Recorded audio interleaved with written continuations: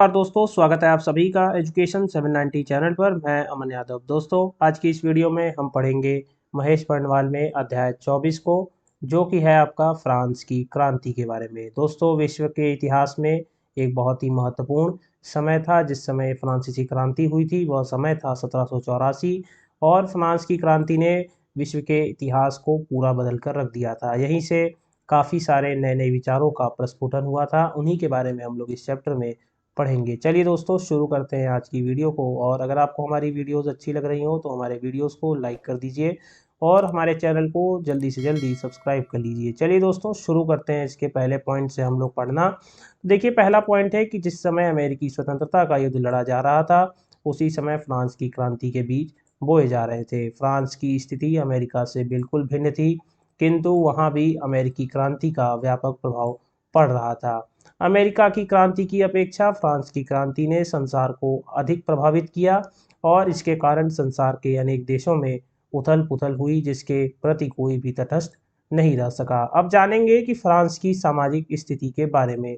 France की सामाजिक स्थिति किस प्रकार से थी, जिसने वहां पर बाद में क्रांति को जन्म दिया था, उसके बारे में हम देखते हैं। देखिए, फ्रांस की दशा यूरोप के अन्य देशों की दशा से अधिक खराब नहीं थी, फिर भी साधारण जनता को अनेक कष्ट सहने पड़ते थे। शासक निरंकुश और फिजूल खर्ची करते थे और अभिजात्य वर्ग और पादरियों को विशेषाधिकार प्राप्त थे। इस समय किसान भूमिहीन थे और मजदूर बेरोजगार थे और कराधान में बड़ी समस्याएं, क्या कहते हैं, बड़ी असमानताएं थी। कराधान से क्या अर्थ है तो समझ लीजिए कर का। किस प्रकार से जो कर थे वो अनियमित रूप से सिर्फ निचले लोगों पर ही थोप दिए गए थे, ऊपर के वर्गों को कर से मुक्त कर दिया गया था। दोस्तों, 18वीं शताब्दी में फ्रांस एक शक्तिशाली राज्य था। उसने उत्तरी अमेरिका के विस्तृत क्षेत्र और वेस्ट इंडीज के द्वीपों के समूह पर अधिकार कर लिया था। दोस्तों, 18वीं शताब्दी से आपका तात्पर्य है 1700 से लेकर, क्या कहते हैं, 1800 के बीच के समय में। और इसी समय ये, क्या कहते हैं, फ्रांसीसी ईस्ट इंडिया कंपनी भी भारत में भी आई थी, लेकिन क्या कहते हैं, अंग्रेजों ने इन्हें हराकर बाहर कर दिया था। दोस्तों, इस दिखावटी शक्ति के होते हुए भी फ्रांसीसी राजतंत्र एक महान आर्थिक संकट का सामना करना पड़ रहा था। दोस्तों, इसके बाद देखेंगे कि कुछ विशेषाधिकार प्राप्त वर्ग था, जिसे या कह लीजिए स्टेट्स में बटा हुआ था। चलिए दोस्तों, अब देखेंगे कि फ्रांसीसी समाज वर्गों या स्टेट्स में विभाजित था। विशेषाधिकार प्राप्त दो वर्ग थे। कौन से थे तो देखिए, पादरी वर्ग था और अभिजात्य वर्ग था। इनको क्रम में से पहला और दूसरा वर्ग कहा जाता था। तो पहला वर्ग कौन सा था, जो पूजा पाठ करता था, जो ईसाइयों में, उसे पादरी कहते हैं। दूसरा वर्ग था अभिजात्य वर्ग, या कह सकते हैं कुलीन वर्ग। अब देखिए कि पहले वर्ग में लगभग 1,30,000 पादरी थे और दूसरे वर्ग में लगभग 80,000 परिवार, और उन परिवारों में कम से कम 4 लाख व्यक्ति थे। इन दोनों वर्गों के व्यक्ति प्रायः सभी करों से मुक्त हुआ करते थे और प्रशासकीय पदों और सेना के उच्च पदों पर अधिकतर इन्हीं की नियुक्ति की जाती थी। अब देखिए, फ्रांस की जनसंख्या उस समय लगभग 2,50,000 थी, मगर फ्रांस की कुल भूमि का 40% इन्हीं दोनों वर्गों के पास सम्मिलित था। दोस्तों, इन दोनों वर्गों की आय मुख्य रूप से उनकी बड़ी जमींदारियों से होती रहती थी। अब आगे देखेंगे हम लोग, कुछ और पॉइंट्स के बारे में पढ़ेंगे। आइए तो कुछ और पॉइंट्स के बारे में हम लोग जान लेते हैं। चलिए आगे देखेंगे हम लोग कि हर स्थान पर अभिजात्य वर्ग के व्यक्ति फिजूल खर्ची तथा भोग विलास का जीवन बिताते थे, किंतु दोनों उच्च वर्गों में भी कुछ निर्धन व्यक्ति थे। वे सभी बहुत असंतुष्ट थे और अपने वर्गों के धनी लोगों को अपने कष्टों के लिए दोषी ठहराते थे। अब देखिए दोस्तों, अब हम पढ़ेंगे उस तीसरे वर्ग के बारे में जो वहाँ की शेष जनता थी। ठीक है, तो उसके बारे में देखेंगे, जो कृषि या अन्य व्यवसाय करके अपना जीवन व्यतीत करती थी। फ्रांस की शेष जनता तीसरे वर्ग में आती थी और इसी वर्ग में जनसाधारण आते थे, जो कुल जनसंख्या का लगभग 95% थे। तीसरे वर्ग के लोगों के पास कोई विशेषाधिकार नहीं थे और उनके बीच भी जीवन स्तर और संपत्ति को लेकर बहुत अंतर था। तीसरे वर्ग में सबसे अधिक संख्या किसानों की थी और फ्रांस की कुल जनसंख्या में लगभग 80% किसान थे। इस बड़े वर्ग को जीवन बहुत ही निम्न स्तर का था। और फ्रांस के किसान मध्यकाल के कृषि दासों या पूर्वी यूरोप के 18वीं शताब्दी के कृषि दासों की तरह न होकर स्वतंत्र किसान हुआ करते थे। अधिकतर किसानों के पास अपनी भूमि थी, किंतु अधिकांश किसान भूमिहीन थे, मतलब उनके पास भूमि न के बराबर थी और उनके खेत बहुत छोटे हुआ करते थे। छोटे हुए या भूमिहीन दोनों एक ही समान है। देखिए, काश्तकारों और बटाईदारों की दशा इन किसानों की दशा से अधिक खराब थी। खेतों पर मजदूरी करने वालों की आय इससे भी कम हुआ करती थी और 18वीं शताब्दी में फ्रांस की कृषि व्यवस्था में कुछ परिवर्तन किए गए, इससे किसानों की दशा और भी खराब हो गई। वह जंगल से जलाने के लिए न ईंधन ले सकते थे और न अपने पशुओं को घास के मैदानों में चरा सकते थे। उसके ऊपर करों का असहनीय भार भी लादा गया था। करों के अतिरिक्त उसे बेगारी करनी पड़ती थी। बेगारी मतलब बिना पैसे दिए मजदूरी करना पड़ता था। यह लाडों का सामंती विशेषा अधिकार हुआ करता था। अब सार्वजनिक कार्य पूरा करने के लिए पहले से अधिक बेगार कराई जाती थी। दोस्तों, इसी बीच कालखंड में कुछ ऐसी वर्ग भी थे जनता में जो डॉक्टर और अन्य क्या कहते हैं लोग थे, वो मध्य वर्ग में सम्मिलित होते थे। और याद रखिएगा, मध्य वर्ग का उदय भी माना जाता है कि फ्रांस में ही हुआ था। देखिए दोस्तों, तीसरे वर्ग के सभी व्यक्ति भूमि पर काम नहीं करते थे। इसी वर्ग में कस्बों और शहरों में रहने वाले शिल्पी, मजदूर और निर्धन व्यक्ति भी शामिल थे। अब देखिए वो कौन से वर्ग थे, तो देखिए बुर्जुआ उनको कह सकते हैं, या कह लीजिए मध्यम वर्ग में लेखक, डॉक्टर, जज, वकील, अध्यापक और असैनिक अधिकारी जैसे शिक्षित व्यक्ति तथा व्यापारी, बैंकर तथा कारखाने वाले धनी व्यक्ति शामिल थे। आर्थिक दृष्टि से इस वर्ग के लोगों का महत्व बहुत अधिक था। वे उन उद्योगपतियों के अगुआ थे जिन्होंने 19वीं शताब्दी में आर्थिक और सामाजिक जीवन में आमूल चूल परिवर्तन किया था। मध्य वर्ग को राजनीतिक अधिकार बिल्कुल नहीं मिले थे और इस वर्ग का समाज में भी कोई विशेष सम्मान नहीं था और इस वर्ग के सदस्यों को बार बार अपमान सहना पड़ता था। इसी अपमान का विरोध करते करते लास्ट में क्रांति का स्वरूप धारण कर लेती है। उसी के बारे में हम देखेंगे। दस्तकार तथा शहरों के मजदूरों की स्थिति को देख लेते हैं, क्योंकि आप जानते हैं कि जब इंग्लैंड में औद्योगिक क्रांति शुरुआत हुई तो धीरे धीरे वो अन्य देशों में भी फैली और अन्य देशों में भी निर्धन जो कामकाजी लोग थे उनके जीवन में काफ़ी बड़ा प्रभाव देखने को मिला था। 18वीं शताब्दी में फ्रांस के शहरों के निर्धन वर्ग की दशा बहुत खराब थी और इस वर्ग के मजदूर और दस्तकार भी शामिल थे। उन्होंने हीन प्राणी समझा जाता था और न उनके पास कोई अधिकार भी नहीं थे। बिना मालिक की इच्छा के और उससे अच्छे आचरण का प्रमाण पत्र लिए बिना कोई मजदूर अपनी नौकरी छोड़कर दूसरी नौकरी नहीं कर सकता था। जिन मजदूरों के पास प्रमाण पत्र भी नहीं होते थे उन्हें बंदी बनाया जा सकता था। उन्हें सुबह से शाम तक कठिन परिश्रम करना पड़ता था और बहुत से कर देने पड़ते थे। सताए हुए मजदूर बहुत सी गुप्त संस्थाएं बना लेते थे और बहुधा हड़ताल और विद्रोह भी करते थे। दोस्तों, अब देखेंगे कि उस समय का वहाँ का राजतंत्र किस प्रकार से क्या कहते हैं स्थापित हुआ था और उसके बारे में भी कुछ जानकारी इकट्ठी कर लेते हैं। फ्रांस में राज्य का अध्यक्ष कौन राजा होता था, जो पूर्णतः निरंकुश होता था। जब क्रांति प्रारंभ हुई तब फ्रांस में लुई 16वां राज कर रहा था। वह बुद्धिमान नहीं था, अपितु बहुत जिद्दी तथा सरकारी कार्यों से उदासीन रहने वाला व्यक्ति था। उसकी सुंदर किंतु निपट मूर्ख पत्नी मेरी एंतोई ने उत्सवों में काफी रुपए लुटाती थी। वह अपने आदमियों को ओहदे दिलाने के लिए राजकाज में दखल देती रहती थी। ऐसी परिस्थिति में सरकार को बहुधा आर्थिक संकट का सामना करना पड़ता था और बड़ी सेना और युद्धों के व्यय ने आर्थिक दशा को और भी बिगाड़ के रख दिया था। अब देखिए दोस्तों, तर्कवाद और तर्क का युग देख लेते हैं। तो फ्रांसीसी बुद्धिजीवियों ने 18वीं शताब्दी में जो विचार व्यक्त किए वे तर्क पर आधारित थे, इसलिए इस काल को हम तर्क का युग कहते हैं। ईसाई धर्म की शिक्षा थी कि मनुष्य का जन्म ही कष्ट भोगने के लिए हुआ है और ये बात आपने कई धर्म में और भी सुनी होगी। देखिए इसका खंडन किस प्रकार से किया गया।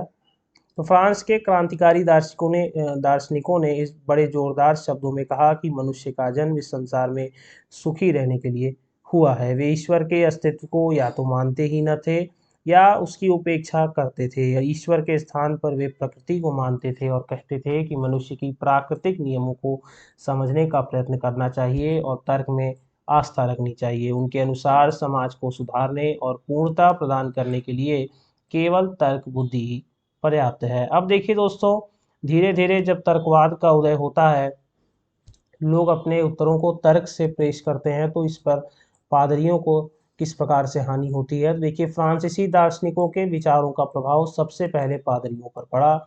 इस समय के सबसे प्रसिद्ध फ्रांसीसी लेखकों में वाल्टेयर का नाम उल्लेखनीय है। वह नास्तिक नहीं था, किंतु उसका मत था कि सभी धर्म व्यर्थ हैं क्योंकि वह तर्क पर आधारित नहीं है। वाल्टेयर के बाद अन्य नास्तिक या भौतिकवादी दार्शनिक फ्रांस में बहुत लोकप्रिय हो गए, और उनका विश्वास था कि मनुष्य का भवितव्य स्वर्ग में नहीं बल्कि इसी संसार में है। कैथोलिक धर्म की आलोचना में जो रचनाएं लिखी गईं, उन्होंने क्रांति की ज्वाला को अधिक तीव्र कर दिया था। अब देखिए दोस्तों, अर्थशास्त्री भी कुछ उत्पन्न हुए इसी समय में, उनके बारे में भी देखते हैं। उस समय फ्रांस के अर्थशास्त्रियों को फिजियोक्रेट कहा जाता था। हस्तक्षेप के सिद्धांत में उनकी पूरी आस्था थी।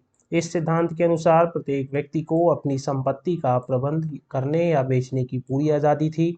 इंग्लैंड और अमेरिका के क्रांतिकारियों की भांति फिजियोक्रेटों का मत था कि कर जनता की सहमति से ही लगाने जाने चाहिए। अब देखिए दोस्तों, ये शब्द जो है, लोकतंत्र शब्द जो है, ये पहली बार आपको फ्रांसीसी क्रांति में ही देखने को मिलेगा। लोकतंत्र, जनता का तंत्र, जहाँ जनता ही अपने सब कुछ क्या कहते हैं चुनती है, अपने कौन उनके ऊपर शासन करेगा, ये जनता के द्वारा ही चुना जाता है। मॉन्टेस्क्यू बहुत बड़े दार्शनिक थे। तो मॉन्टेस्क्यू नामक दार्शनिक ने इस बात पर विचार किया कि मनुष्य के किस प्रकार का शासन सर्वश्रेष्ठ रहेगा। उसने गणतंत्री लोकतंत्र के सिद्धांतों की रूपरेखा तैयार की, और रूसो पहला लेखक था जिसने लोकप्रिय प्रभुसत्ता और लोकतंत्र का जोरदार शब्दों में समर्थन किया। उसका कथन था कि मानव इस जगत में आज़ाद पैदा हुआ, परंतु अब वह जंजीरों में जकड़ा हुआ है। रूसो के अनुसार एक नई सामाजिक संविधा की आवश्यकता है, और इस संविधा के द्वारा मनुष्य को स्वतंत्रता, समानता और सुख की गारंटी मिलनी चाहिए, जिसका उसने प्राकृतिक अवस्था में उपभोग किया था। देखिए, रूसो के सिद्धांतों में एक सिद्धांत वह भी था जिसको अमेरिका की स्वतंत्रता की घोषणा में सम्मिलित किया गया। रूसो के अनुसार कोई राजनीतिक पद्धति जो जनता के सहयोग पर आधारित न हो, सफल नहीं हो सकती है। अब देखिए, क्रांति का प्रारंभ किस प्रकार से होता है। अभी हमने इतने सारे कारण पढ़े, अब कारण जब हद से ऊपर हो गए तब क्रांति का प्रारंभ हो जाता है। तो सन 1799 में जब लुई 16वें की धन की आवश्यकता हुई, तो विवश होकर वह पुरानी सामंती सभा स्टेट्स जनरल का अधिवेशन बुलाने के लिए सहमत हो गया।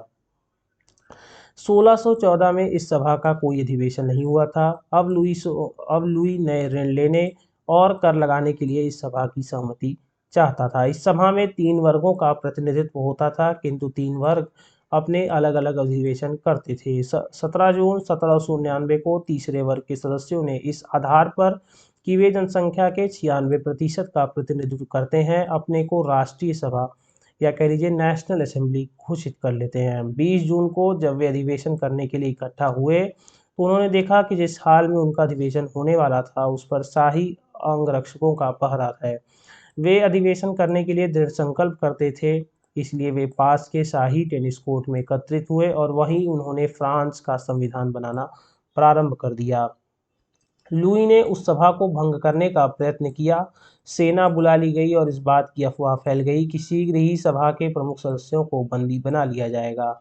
इससे जनता में रोष की लहर दौड़ गई और हजारों की संख्या में लोग वहां इकट्ठे होने लगे, और 14 जुलाई को उन्होंने बास्तिल के कारागृह को घेर लिया था। 4 घंटे घेरा डालने के बाद वे जेल का फाटक तोड़ने में सफल हुए, और उन्होंने सभी बंदियों को मुक्त करा दिया। तो कहाँ पे सबसे पहले कहाँ के शुरू किया गया, तो देखिए 14 जुलाई को बास्तिल के कारागृह को घेर लिया गया, और घेरा डालने के बाद जेल का फाटक तोड़ दिया गया। तो बास्तिल के कारागृह की समाप्ति निरंकुश शासन के पतन का प्रतीक थी, और फ्रांस में हर वर्ष 14 जुलाई को राष्ट्रीय त्योहार के रूप में मनाया जाता है। 14 जुलाई 1700 के पश्चात लुई 16वां नाम मात्र के लिए राजा बना रहा, और राष्ट्रीय सभा देश के अधिनियम बनाने लगी।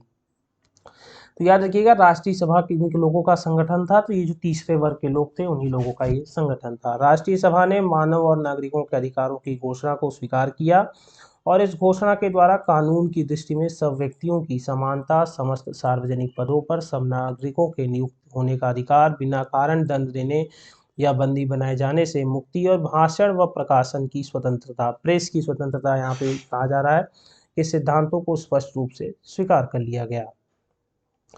अब आगे देखिए, आगे देखेंगे कि मध्य वर्ग के लिए सबसे महत्वपूर्ण निश्चय वे थे जिनके अनुसार कर का भार सभी वर्गों पर बराबर डालने का निश्चय किया गया था। पहले क्या था कि ऊपर के दो वर्गों को कर नहीं देना पड़ता था, अब क्या है कि सभी को बराबर कर देना है। सभी को निजी संपत्ति रखने का भी अधिकार दे दिया गया। अब देखिए कि युद्ध और राजतंत्र का अंत, ये टॉपिक को देखते हैं। फ्रांस को ऑस्ट्रिया, प्रशा, और प्रशा से क्या अर्थ है, प्रूसिया, ठीक है। प्रूसिया एक देश था जिसको हिंदी में प्रशा कहते हैं, और सेवाए, जिसको इटली के राजाओं के विरुद्ध लड़ना पड़ा था। याद रखिएगा, जिस समय फ्रांस की क्रांति हुई थी उस समय इटली नामक कोई देश विश्व मानचित्र पर नहीं था। बाद में इसका एकीकरण होता है, तब जाकर इसका नाम इटली आता है। तो सेवाए के राजाओं के विरुद्ध लड़ना पड़ा और देश से भाग जाने वाले फ्रांस के निवासियों की सेना ने भी इन तीन राजाओं की सहायता की। फ्रांस ने सामंतवाद और राजतंत्र की समाप्ति कर दी और अपनी नई संस्थाओं का निर्माण स्वतंत्रता तथा समानता के अधिकार पर किया था। ऑस्ट्रिया, प्रशा और सेवाए थोड़े दिन बाद अपने को फ्रांसीसी गणराज्य का सम्राट घोषित कर लेते हैं। अब देखिए, क्रांति और नेपोलियन के युद्धों को अब देखेंगे। तो सन 1792 से 1815 तक फ्रांस बराबर युद्धों में फंसा रहा। इन युद्धों में एक ओर अकेला फ्रांस था, दूसरी ओर अन्य राष्ट्र थे। इस युद्ध में सैनिक दृष्टि से फ्रांस अकेला था, किंतु नेपोलियन के सम्राट बनने से पूर्व संसार के प्राय प्रत्येक विचारशील व्यक्तियों ने फ्रांसीसी क्रांति के प्रति सहानुभूति प्रकट की थी। सन 1793 से 96 के मध्य फ्रांसीसी सेनाओं ने लगभग संपूर्ण पश्चिमी यूरोप पर विजय हासिल कर ली। नेपोलियन माल्टा, मिस्र और सीरिया की ओर बढ़ा और सन 1797 से 99 तक तथा इटली में फ्रांसीसियों को बाहर ढकेल दिया गया। देखिए, जब सत्ता पर नेपोलियन का कब्जा हुआ तो फ्रांस ने अपने खोए हुए भूखंड पुनः वापस प्राप्त कर लिए। उसने ऑस्ट्रिया को 1805 में, प्रशा को 1806 में और रूस को 1807 में परास्त कर दिया था। समुद्र के ऊपर ब्रिटिश नौसेना पर फ्रांसीसी अपना प्रभुत्व कायम नहीं कर सके और यूरोपीय देशों ने मिलकर सन 1813 में लिपजिग में फ्रांस को परास्त किया और इन मित्र राष्ट्रों की सेनाओं ने पेरिस पर कब्जा कर लिया था। अब देखिए, नेपोलियन पराजित हो गया और जून 1815 में वाटरलू का युद्ध, याद रखिएगा, वाटरलू में पुनः विजय हासिल करने की उसकी कोशिश नाकाम कर दी गई और इसके पश्चात वियना सम्मेलन में शांति संधियां की गई थी। अब देखिए, क्रांति के नतीजे क्या हुए उसके बारे में पढ़ लेते हैं। तो क्रांति एक महत्वपूर्ण नतीजा फ्रांस में सामंतवाद का विनाश था। पूरे सामंतवादी कानून रद्द कर दिए गए। मध्य वर्ग के लोगों ने चर्च और समुदाय की जमीन खरीद ली और अभिजात्य वर्ग की जमीन जब्त कर ली गई। अब देखिए, जब नेपोलियन सत्ता में आया तो नेपोलियन के कानून चलाए गए थे। फ्रांस की क्रांति का दूसरा स्थायी नतीजा यह हुआ कि सामंती अर्थव्यवस्था को उखाड़ फेंका गया। सामंती अर्थव्यवस्था की जगह एक नई अर्थव्यवस्था कायम हुई और इसका क्या नाम था, पूंजीवाद था। पूंजीवाद के भी बाद में बहुत सारे अन्य दुष्परिणाम आते हैं, तो उसको भी आगे हम अन्य चैप्टर में देखेंगे आगे। फ्रांस की क्रांति ने राष्ट्र शब्द का आधुनिक अर्थ स्पष्ट किया था। राष्ट्र केवल उस प्रदेश का नहीं कहते जहाँ केवल वहाँ के लोग नहीं बल्कि स्वयं उन लोगों को ही कहते हैं। अब फ्रांस केवल वह देश प्रदेश नहीं रहा जिसे लोग फ्रांस नाम से जानते थे, बल्कि फ्रांस का अर्थ फ्रांस के लोग समझा जाने लगा। इससे प्रभुसत्ता के विचार का आविर्भाव हुआ। प्रभुसत्ता अर्थात कोई राष्ट्र अपने स्वयं के कानूनों और प्रभुत्व के अलावा किसी और कानून और प्रभुत्व को मान्यता नहीं देता है। किसी राष्ट्र के प्रभुसत्ता संपन्न होने का अर्थ यह हुआ कि जिन लोगों द्वारा वह राष्ट्र बना है वे ही लोग उस राष्ट्र की शक्ति और प्रभुत्ता के आधार हैं। जब नेपोलियन सम्राट बना तो उसने अपने को फ्रांसीसी गणतंत्र का सम्राट कहलाया। हालांकि उसने वहां के गणतंत्र को खत्म कर दिया था। बाद में नेपोलियन को भी खत्म कर दिया गया। आगे देखिए, फ्रांस की क्रांति का विश्व पर क्या प्रभाव पड़ता है, विश्व पटल पर उसके क्या प्रभाव थे। तो यूरोप के लगभग सभी देशों में और दक्षिण व मध्य अमेरिका में अनेक क्रांतिकारी आंदोलन इससे प्रेरित हुए। फ्रांस के सैनिक जहां कहीं भी गए अपने साथ वे आज़ादी व समानता के विचार ले गए। इससे पुरानी सामंती व्यवस्था को धक्का लगा था। अधिकृत प्रदेशों में इन्होंने कृषि दासता की प्रथा समाप्त की और प्रशासन का आधुनिकीकरण शुरू कर दिया था। अब देखिए, अमेरिका में क्रांतियां। तो अमेरिका महाद्वीप में क्रांति का प्रभाव महसूस किया गया। क्रांतिकारी फ्रांस ने अपने उपनिवेशों में दासता की प्रथा समाप्त कर दी। पहले का फ्रांसीसी उपनिवेश हैती गणतंत्र हो गया और वह उत्तरी व दक्षिणी अमेरिका के काले लोगों द्वारा जो पूर्व काल में दास थे स्थापित पहला गणतंत्र था। इसी प्रेरणा पाकर उत्तरी व दक्षिणी अमेरिका में विदेशी शासन को उखाड़ फेंकने दासता को प्रथा को समाप्त करने और स्वतंत्र गणतंत्र की स्थापना करने के लिए क्रांतिकारी आंदोलन शुरू किए गए। मध्य दक्षिणी अमेरिका में प्रमुख यूरोपीय साम्राज्यवादी शक्तियां स्पेन और पुर्तगाल थीं। फ्रांस ने स्पेन पर कब्जा कर लिया और पुर्तगाल को संघर्ष में उलझाए हुए था। आगे देखते हैं कि और कौन सी घटनाएं हुई। तो 19वीं शताब्दी के प्रारंभ में ये दोनों साम्राज्यवादी देश अपने उपनिवेशों से काट दिए गए और नतीजा यह हुआ कि मध्य व दक्षिणी अमेरिका के अधिकांश स्पेनी व पुर्तगाली उपनिवेश स्वतंत्र हो गए। इन देशों में स्वाधीनता के आंदोलन ने अमेरिका स्वाधीनता युद्ध की सफलता से प्रेरणा पाई थी। दोस्तों, यूरोप में क्रांतिकारी आंदोलन की शुरुआत भी फ्रांसीसी क्रांति के प्रेरणा से होती है और सन 1815 के बाद के काल में यूरोप के हर देश में क्रांतिकारी गतिविधियों का आविर्भाव हुआ। इस काल में एक बलवती शक्ति के रूप में राष्ट्रीयता का उदय हुआ और यह राष्ट्रीयता न तो किसी खास प्रदेश के लिए विशिष्ट थी, न अंध देशभक्ति वाली थी। दक्षिण अमेरिका के क्रांतिकारी हिंसिंग, साइमन बोलीवार और सैन मार्टिन दक्षिण अमेरिका के अन्य देशों के लिए लड़े और इटली की आज़ादी और एकता के लिए लड़ने वाले नेताओं में सर्वोच्च मेजनी था। उसने पोलैंड, जर्मनी और इटली के स्वतंत्र के लिए यंग पोलैंड, यंग जर्मनी और यंग इटली जैसे कई संगठन बनाए थे। 1815 में ऑस्ट्रिया, ब्रिटेन, रूस और प्रशा ने एक संधि की और इस संधि के घोषित लक्ष्यों में एक था जनता द्वारा किसी ऐसे शासक को जिसे ये देश वैध शासक मानते हों उखाड़ने की कोशिश को कुचलना था। आगे देखिए, ऑस्ट्रिया, रूस और प्रशा ने एक संधि कर रखी थी जिसे पवित्र संधि कहते थे और इसे आगे चलकर और शासक भी शामिल हो गए। यूरोप के क्रांतिकारी आंदोलन को दबाने के लिए वहां के शासकों ने जो उपाय किए वे सभी असफल रहे। सन 1830 में अनेक देशों में क्रांति की चिंगारी दहक उठी और फ्रांस का राजा भागकर इंग्लैंड पहुंचा और उसकी जगह लुई फिलिप ने ले ली, जिसे जनता को इच्छा अनुसार शासन करने का वचन दिया था।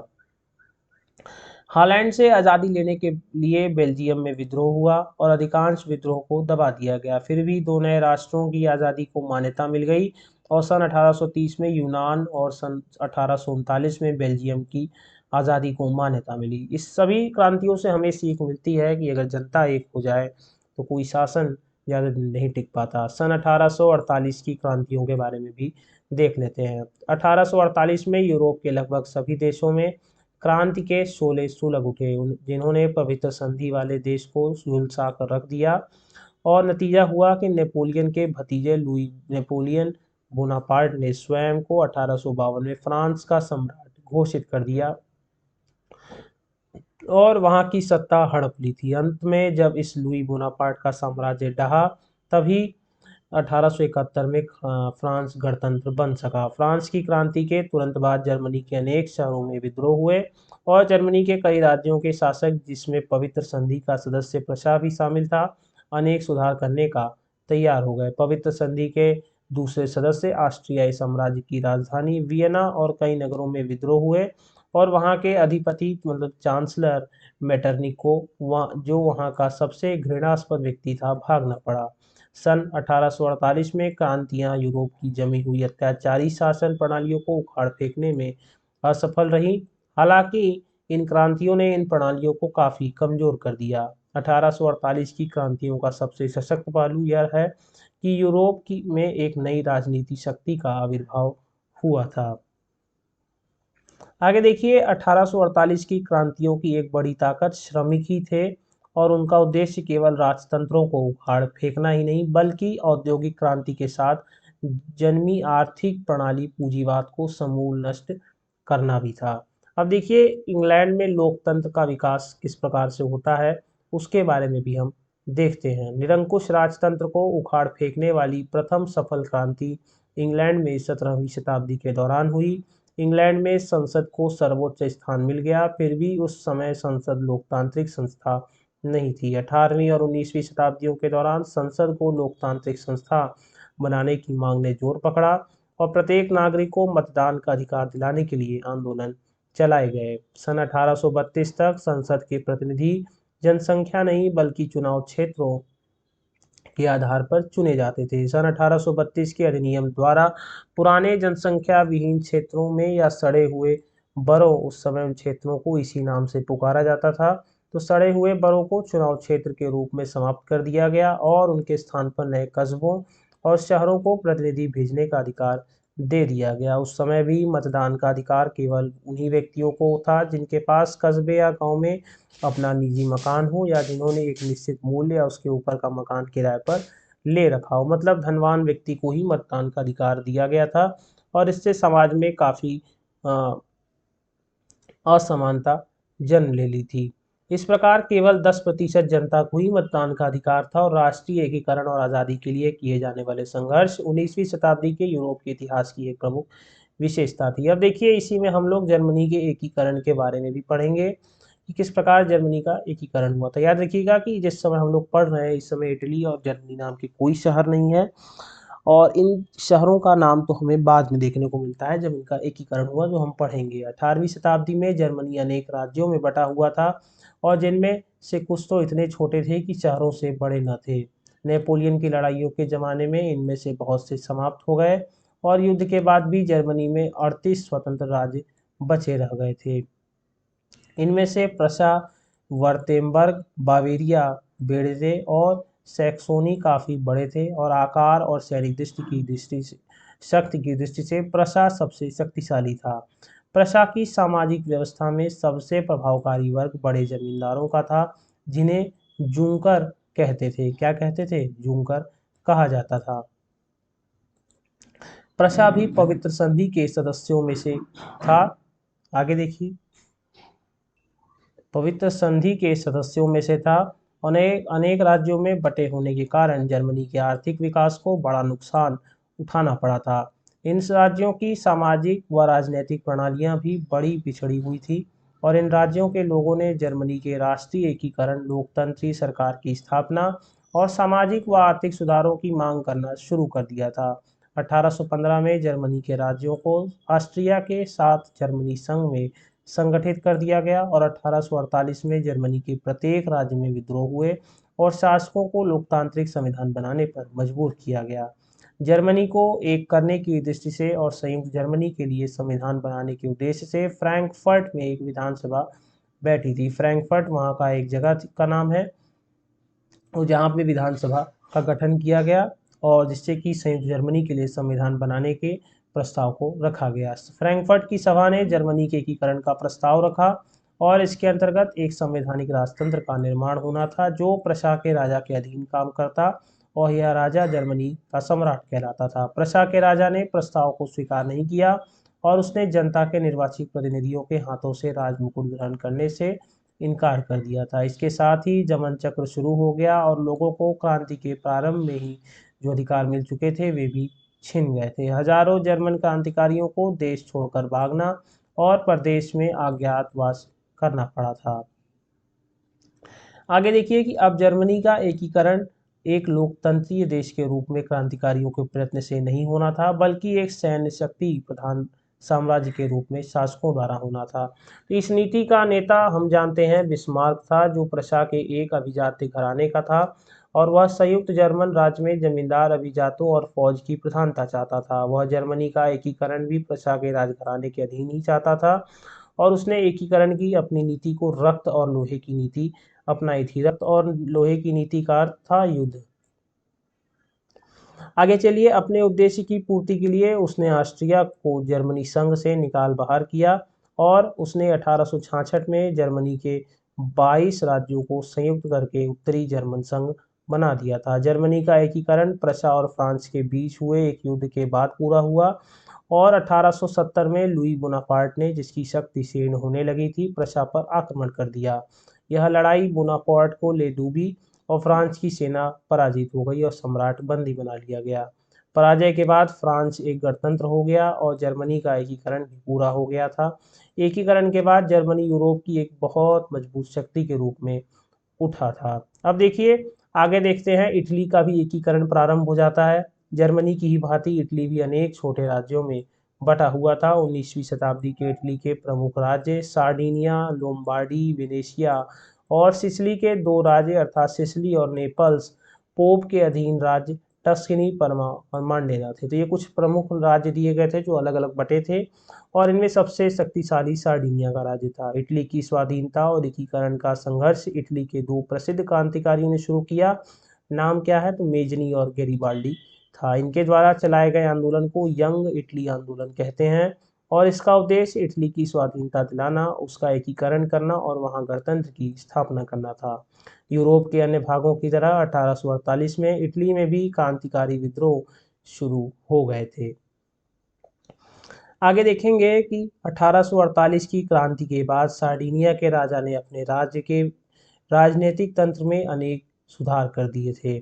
1848 में उसके प्रधानमंत्री काउंट कैवुर ने सार्डिनिया के नेतृत्व में इटली का एकीकरण करने के काम में पहल की, और कैवुर की राजनीति कुछ मायनों में जर्मनी के बिस्मार्क द्वारा अपनाई गई नीति के समान थी, और ब्रिटेन और फ्रांस का समर्थन पाने की उम्मीद से कैवुर ने सन 1853-56 में रूस के खिलाफ क्रीमिया का युद्ध छेड़ा था। 1859 में कैवुर ने लुई बोनापार्ट के साथ एक संधि की, और उसके अनुसार उसने ऑस्ट्रिया के खिलाफ युद्ध छेड़ दिया था। सार्डिनिया ने लोम्बार्डी से ऑस्ट्रियाई शासन को हटा दिया और उस पर कब्जा जमा लिया। टस्कनी, मांडेना, परमा और उत्तर के पोप के राज्य में सार्डिनिया से आ मिले थे। सार्डिनिया के साथ संयुक्त होने के लिए अभी जो राज्य बच गए थे वे थे सिसिली के दोनों राज्य और रोम, जिस पर पोप का शासन करता था। इस बीच सिसिली के दोनों राज्यों में विद्रोह शुरू हो गया था, और गैरिबाल्डी अपने क्रांतिकारी साथियों के साथ सिसिली द्वीप गया, और 3 महीनों के अंदर उसने राजा के शासन से उसको